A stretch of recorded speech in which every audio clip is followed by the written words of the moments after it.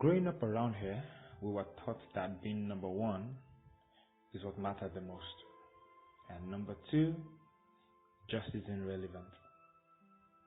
My name is Lauli Bitoye, and today I'll be talking about second. Yeah, second place. We grew up with the notion that once you're not number one, once you're not first in class, once you're not the leader of the group, once you're not the one in charge, then you're just the servant, you're just the errand boy, you're just the runner-up, and we feel a bit less of ourselves. In fact, there's that part of us that seeks, yes, we chase, we run after being number one. Of course, we should aspire to be number one. But I don't think that cuts across every area. The sad part about it is that because of this first place complex that we've grown into, a whole lot of us have been boxed into a cage.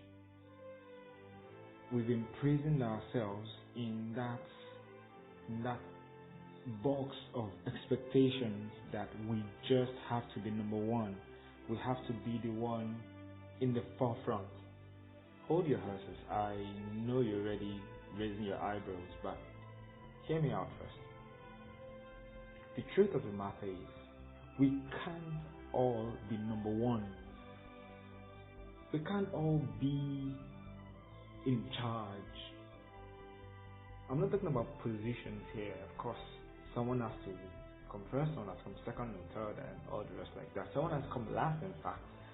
But yeah, I'm actually talking about the fact that in life, in a workplace, in every organization, there is always an organogram, either spoken or unspoken, and someone has to be on top, while other people have to be just below. And it doesn't mean that being below is the bad thing. Yeah, of course, because of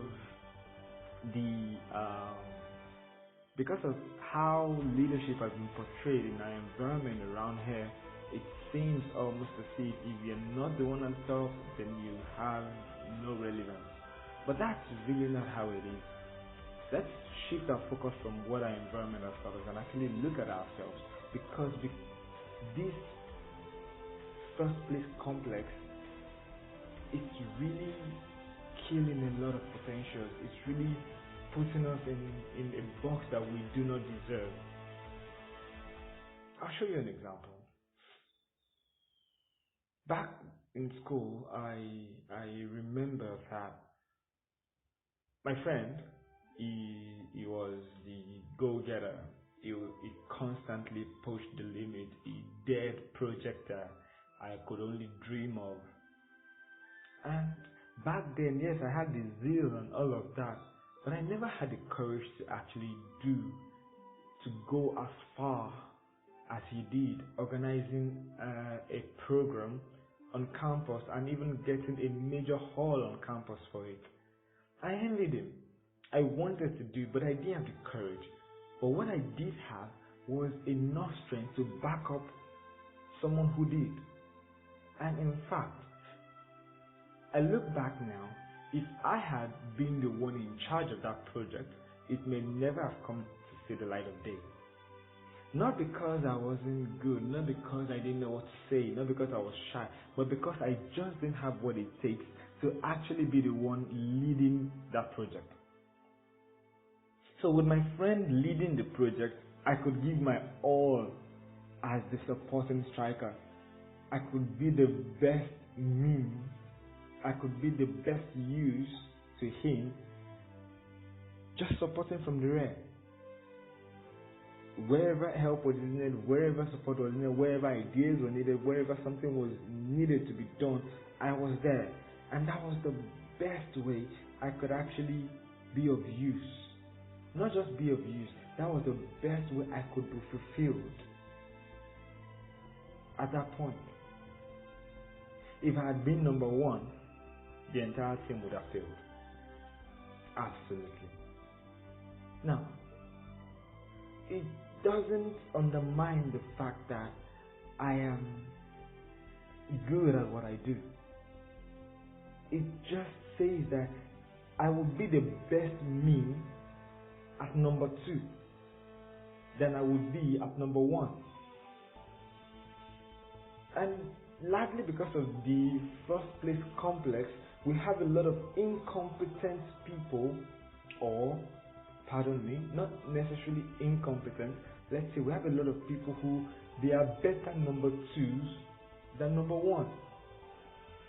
They will be the best version of themselves, and they will be better use and better service to the project, to the organization at number 2 than they will ever be if they were at number 1. And yes, it won't make you any less of a person. It won't mean that you can't do better.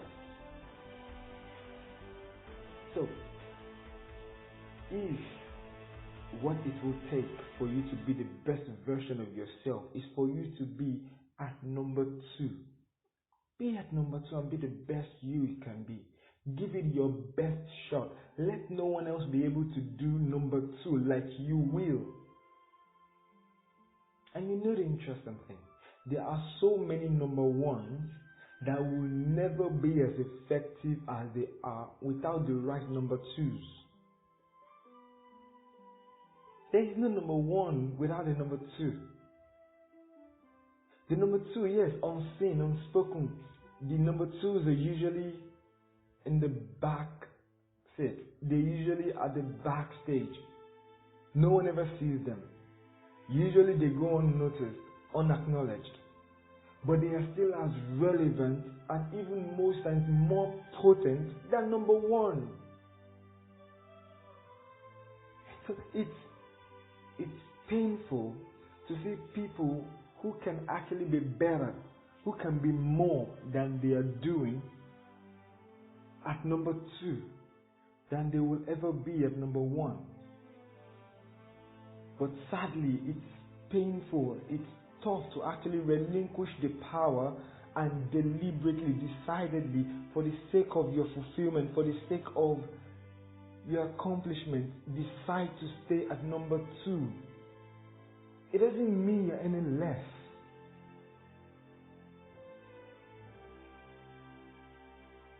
Being number 2 does not mean you're second best.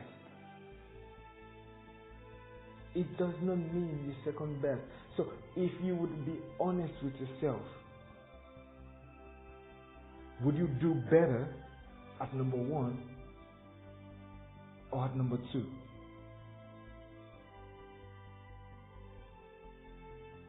Number 2 is not inferior to number 1. No, it's not. It's a synergy. Each part has a place on the board. So if you're built to be a number 2, be the best number 2 you can be. You don't need to struggle to be number 1.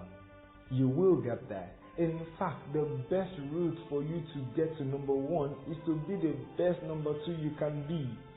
Because eventually someday someone is going to be your number 2. We'll be talking about second place tomorrow as well. And I'd like to show us a bit more on why being number 1, it's not really what we've considered it to be so far. My name is Laulu Victoria, and this has been Chris 516. Thank you so much for listening. And more importantly, watch out for our platform coming up very, very soon, and I'm sure you're going to love it. Have a wonderful time ahead.